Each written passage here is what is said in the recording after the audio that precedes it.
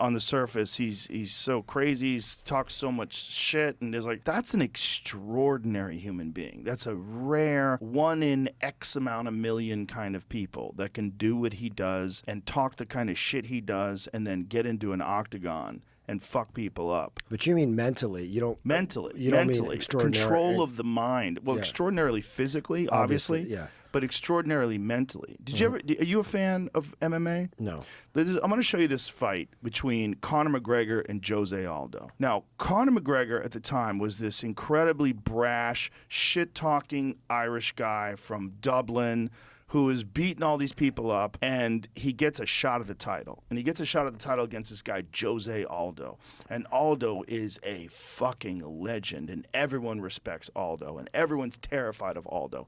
And all Conor does through the entire training camp and all the press conferences is just talk mad shit about him. Hold on a second.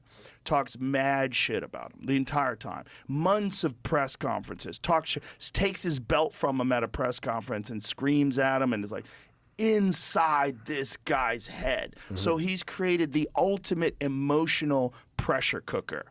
There's very, very, very few of them that have ever walked the face of the earth that can do that in front of that many people in that moment, which is built up over months and months and months, really years of taunting him, but months and months and months. And to get to that one moment when you're looking at each other in the octagon, and he looks at me and goes, "Let's go, boy. Let's go, boy." And you see all those like, holy shit, this is really happening. But Conor couldn't be more relaxed. That's mind management. That's confidence, preparation, intelligence, emotional intelligence. There's so many factors. Like, look how relaxed. He's like, "Let's go, boy. Let's go, boy." And look how relaxed he is. He's like, he's fucking around. Like, he doesn't even feel the pressure of the moment. He's just eating that pressure. Right. And he goes out there and just lights him up. It's amazing. It's amazing. That's, to me, part of what I love about this. It's like seeing, like, how does someone handle this pressure? How does someone handle this moment? How do you handle this guy in Jose Aldo who's a fucking assassin, an assassin, and get him so in his head that he charges forward and gets clipped with a perfect left hand? Like, out of character. Like, he's usually a more clever fighter. That was a bad fight move that he made. 100%. Just like rookie. Not only was it a bad fight move, but Conor anticipated it. So if you watch Conor warming up in the green room, in the dressing room before the fight, he's practicing that very move, and he imitates Jose Aldo's movement and behavior. It's like he knew he was going to do that. So he's so far ahead of this game. Yeah. That's why it's so interesting to me. See, look at him. Look at him in the dressing room on the left-hand side.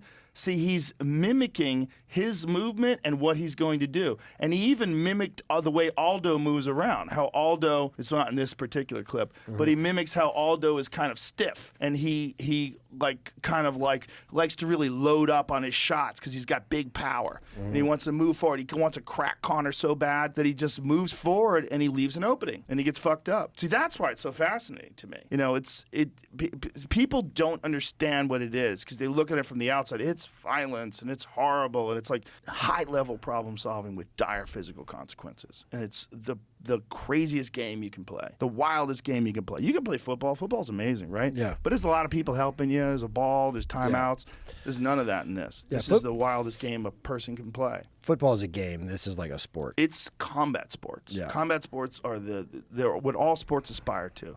Yeah. If someone wins a basketball game, they can always say, "Yeah, well, I could have kicked your ass. Yeah. You might have beat me at basketball, but I could kick your ass." Nobody gets their ass kicked and goes, "Yeah, well, I'll fuck you up at basketball." Because no one cares.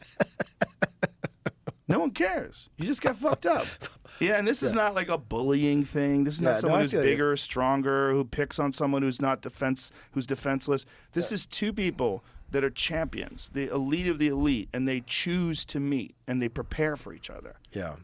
To me, it's the most exciting thing in the world. Yeah. Well, you do it. You give a great explanation for it. Thank you. You really you really brought it to life for me. Well, and you made me appreciate it. And it's not just men. You know, one of my favorite fighters ever is Rose Namajunas, this female MMA fighter who's like a peace-loving hippie. Yeah. You know, and you know she won the title, and then in her title speech, she was telling everybody, we just got to be better people. Yeah. We got to get along better. But I think without that narrative that you put on it, it's hard for people to understand. Yeah. Well, it's one of those things. That's like the story of it. as a storyteller. Yeah. That I see you doing. Like you created a whole way of understanding the experience that if I didn't have that, I just look at it. I'm like, okay, that's a dude that missed his right hand, another dude that connected with the left. So that's why the story of it is so important. There's so much to that story. That is a crazy story. And that was the rise of Conor. And then Conor went on to beat Eddie Alvarez to become a concurrent 2-division champion. He was the first double champ. So he held both the lightweight and the featherweight title at the same time, which is crazy. And then he abandoned the featherweight title and kept the lightweight title. And then, I mean, those types of people that are the elite of the elite in combat sports athletes, they're some of the most, they could do anything. That's what they interfaced with. That's what they chose to succeed at. They would have succeeded as a special forces operator. They would have succeeded as a fighter jet pilot. They would have succeeded as anything that's very difficult to do if they were obsessed with it and they chose to give themselves to it. So you admire excellence. Yes. As I do too. Yes. I mean, anybody that's really good at something. Yes. It doesn't matter to me what it is. You could be like the best bricklayer in the world. Yes. I think that's just so interesting, and I want to learn about, like, how did you do that? Yes. I admire excellence, and I admire people that are obsessed with things, that are just really focused on just trying to do their very best with this thing, whether it's cabinetry or literature. I admire focus and dedication, and Yeah, I me admire too. what a human being is able to do with creativity. And fighting is creativity. There's creativity involved in fighting.